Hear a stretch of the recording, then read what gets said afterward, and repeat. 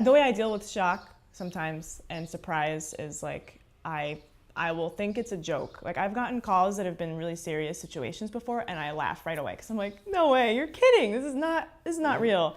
So I think for me with him, it's kind of like, I'm still in a phase of like, yeah, what? Every little kid is taught that they shouldn't talk to strangers. I mean, do you talk to strangers? How do you know if a stranger is worth speaking to? Hey kid, don't talk to strangers. Where's my daughter at? I'm gonna go get my daughter in here in a minute and tell her she's 3 weeks old, but she needs to know this.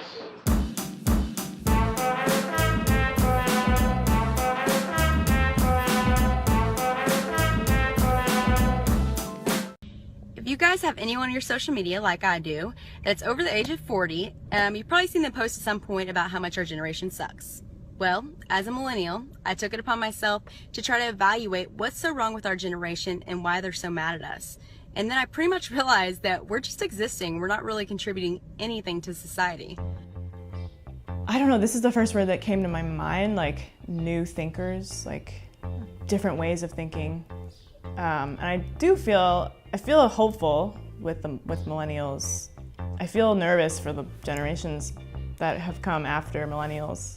Because I'm glad I didn't grow up in the era of Snapchat and Instagram. Like, if I was in high school during that time, forget it. We're lazy, we're really entitled, and we want to make a lot of money and have free education, but we're not really willing to put in the work. And it was really hard because I went to school for therapy to learn how to be a therapist. I got my master's degree. I graduated and I worked in the field for a little bit, and I was like, I hate this. I was like, I hate this, I'm miserable.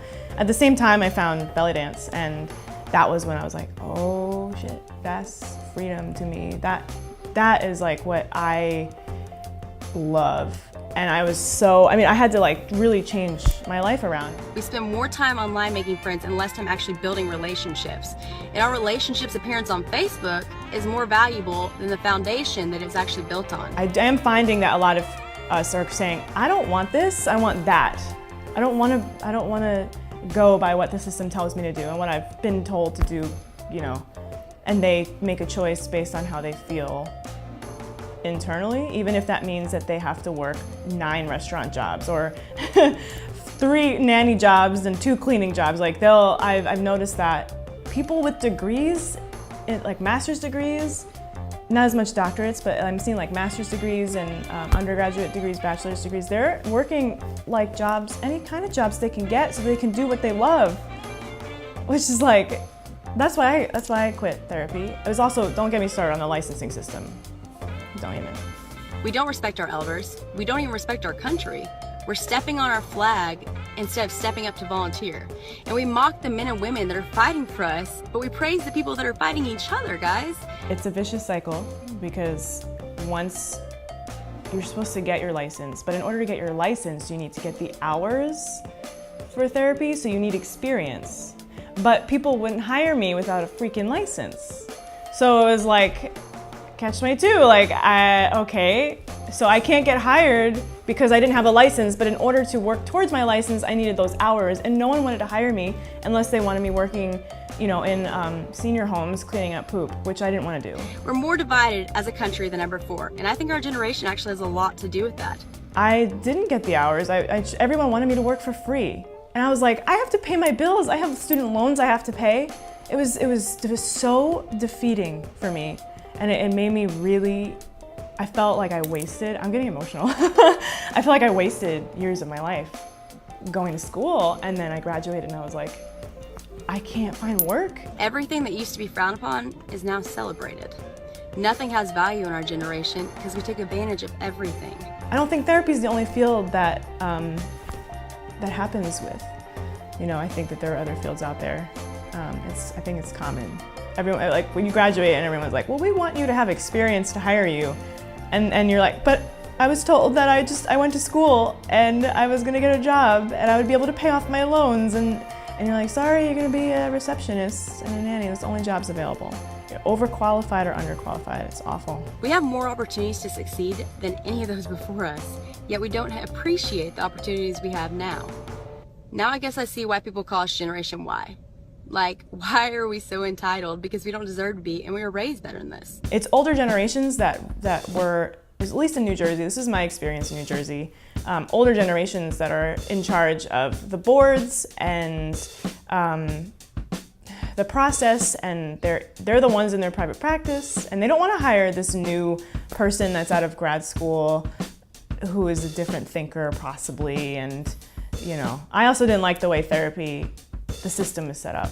It's really hard from learned behaviors and learned experience for people to go inward and look at themselves. I really do. It's scary, and it's not for the faint-hearted. And I think that the system of mental health is set up so that to not help people look at themselves, it's more set up for drugs, like big pharma. And how can we diagnose and fit these people in a box so that they continue to fulfill that role, so we can keep them in our office and we can keep getting the money from insurance? It's not. That's my opinion. I'm obviously not a therapist anymore. I think it's important because we need to know we have a choice, and we need to know what our choice is, and we need to know, otherwise there are going to be decisions made for us, and if you're not involved, you're going to just be saying yes to everything and not really know. You know what I mean? By not saying yes or no, it's an automatic yes. And I think that being involved and being aware of what's going on and having a voice about that and saying like, okay, well, I don't approve of that, I don't choose that, is important. It's really important. I go back and forth because I think freedom is an internal thing as well as an external thing. And it's like a balance. You know what I mean? We have more freedom here in America than most places in the world. And I was thinking about it just because that's a really good, I was actually talking about this before I even met you, because it's such an interesting concept, but to the ability to choose not only your life, but also the way you think about things, and to not be beaten down by society or authority telling you that you're not allowed to think that way. To me, I can freely say this stuff about whatever, therapy and Trump, and not be afraid for my life, whereas that's not the case in other countries, sadly. To me also freedom is dance.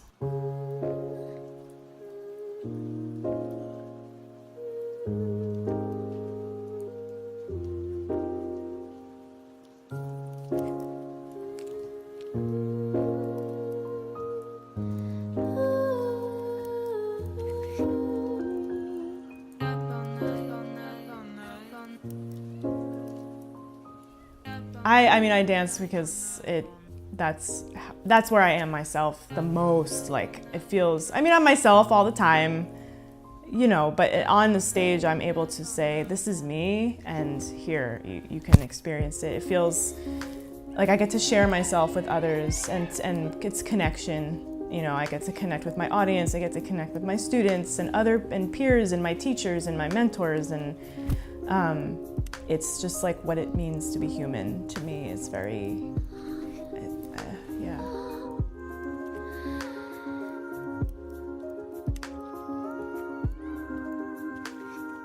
I started dancing again. My mom suggested that. She's like, you should try belly dancing. I was like, cool, yeah, whatever, let's try it. When I was 16, and I tried it then. And then it didn't, I went on and off with different styles of belly dance, but then tribal fusion I discovered when I was, oh my God, it was in 2012 when I became more obsessive with it.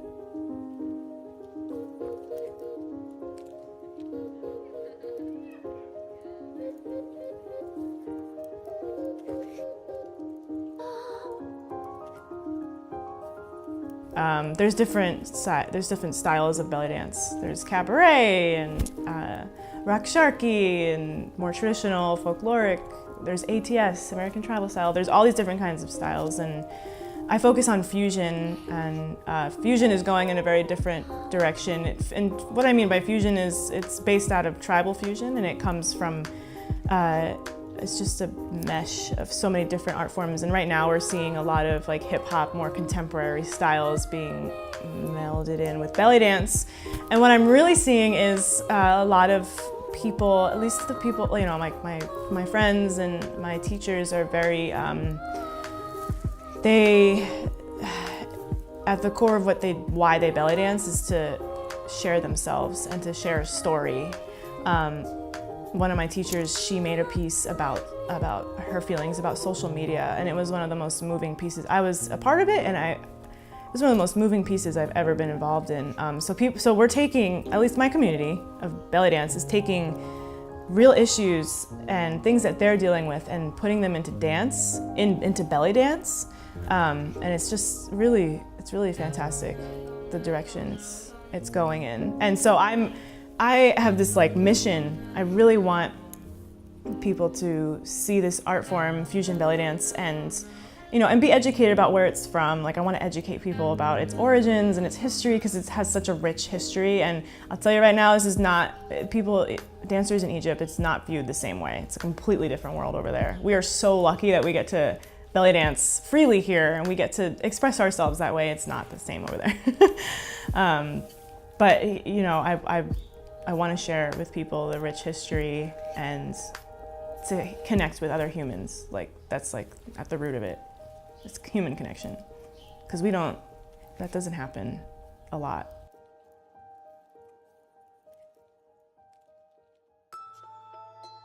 I have a love-hate. I like love-hate it because I think it's a way for us to share ourselves in our work, at least like our artwork, but I also think it's addicting. You're only seeing good sides of it. The people are not gonna post some people do post their shitty sides of themselves, but the people aren't gonna, it's a curated self, you know. They only present their best selves for the most part. Or I mean, people use it for like venting too. But I don't know, I really do have a love-hate with it. That's how I find out about events in the belly dance community. It's how I find out about events and shows and intensives and that's my community is so present on Facebook. But I've also seen some really ugly conversations happen. And it's also a way to bring people down, and it can really impact you. You read some stuff, and this happens in every community. It's happening a lot. But it can affect you for the rest of the day. And I know I feel better when I'm not on social media. I think that instead of going out and, you know, telling other people what to do and what not to do, I like to deal with the situation right then and there and say, that's not okay, I don't accept this. I've been, you know, followed after a performance, belly dance performance, and this man was up my ass trying to like get my number or whatever, and I literally stopped. I was walking into the dressing room, I turned around, I put my hand in his face, I said, I'm not interested. This has existed. This is going on so many levels. How many people that work in leadership positions are like this? We don't know what goes on behind closed doors. And I'm just trying to deal with it, you know, catcalling and sexism. I'm trying to deal with it on an internal level so that I really believe that if we're dealing with things internally and we're an example, that it's only gonna ripple out. I don't know what else I can do, you know. I can get on a pedestal and talk about it, but so many people are doing that already, and for me, that's not what I find gratifying, and it doesn't resolve it for me. I don't go home and feel like, yeah, I told him. I feel like, oh, there's still. And when you're a star, they let you do it. You can do anything. Whatever you want. Grab them by the pussy. The ones that do it they were taught that it was okay. They were rewarded for it, whether it was for their friends going, oh yeah, that was really funny, or that was really cool, she was so hot, whatever. They were rewarded for it. You know, it's the same. Why do people send dick pics? Why? Why do you send a dick pic? You think that that's gonna work? Like, I'm so glad I'm not involved in the Tinder dating world. Like, I don't. Why? That's like, dick pics are like the catcalling of Tinder, like, and the internet. No one wanted that. When has catcalling worked? When does a girl turn around and go, oh wow, I would love to get to know you? Like, never. That's never happened. Like, I don't know when it's worked. And there's a video of a woman who is, have you seen this? She's walked the streets of New York City. Oh, yes. And someone filmed her, and she actually responded to everyone that catcalled her. I love that. That is like, some of those are funny. they're hilarious. And some guy's following her for like blocks, and she's like, I'm sorry, I'm just not into fat guys. And he gets so insulted. And he starts, whenever a woman says no, the men feel like they have to attack. And in most of these situations that I've seen, the men feel as though they have to attack back. It's so interesting. Yeah. Like, Well, I think what's they still going feel on? it. Yeah. Ugh, All right. sidetrack, Good sorry. place to stop for today. Dick pics. Dick pics. We're ending on dick pics.